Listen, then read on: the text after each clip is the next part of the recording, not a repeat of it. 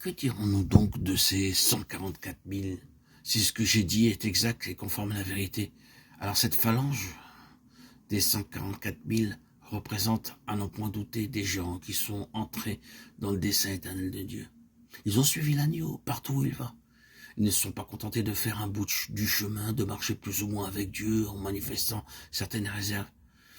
Ils ne se sont pas arrêtés au pardon des péchés. Ils n'étaient pas du genre à dire « j'ai donné mon cœur à Jésus tel jour, en telle année, et il y a bien longtemps de cela ». Ceux-ci sont parvenus à une vision de la grandeur du dessein de Dieu concernant son Fils et ont continué fermement dans cette voie. C'est bien de cela qu'il s'agit.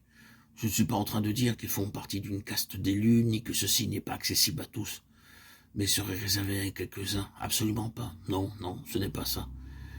Quiconque a des yeux pour voir sait très bien qu'en définitive, très peu de chrétiens empruntent ce chemin. Relativement peu de gens acceptent d'entrer pleinement dans le plan de Dieu.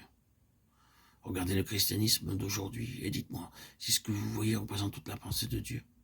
Ensuite, faites votre enquête, votre analyse et voyez combien sont disposés à aller plus loin. Vous serez surpris combien aspirent à une vie plus profonde.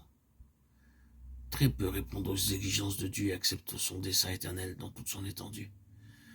Effectivement, je crains que des multitudes de chrétiens ne voient pas où vous voulez en venir lorsque vous leur parlez du dessein éternel de Dieu. Aussi Dieu se voit-il obligé de trouver sa satisfaction dans un groupe représentatif. Tels sont les faits. Qui voudra bien accepter le sens plus profond de la croix afin de satisfaire Dieu et de favoriser l'accomplissement de son dessein dans toute sa plénitude? Voilà l'enjeu. Et cette troupe a dit oui au Seigneur.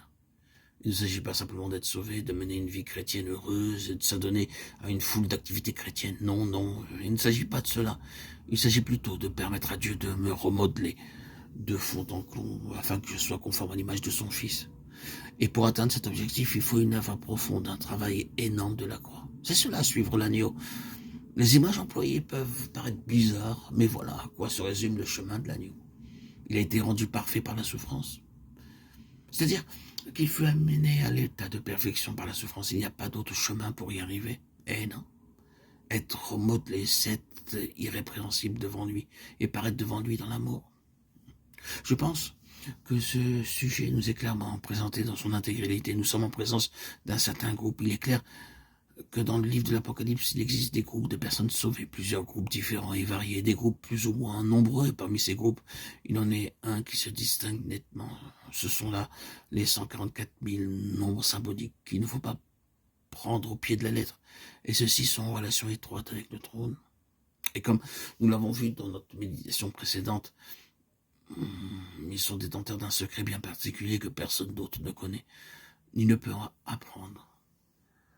En marchant avec l'agneau et en souffrant avec lui. Ils se sont hissés à un certain niveau.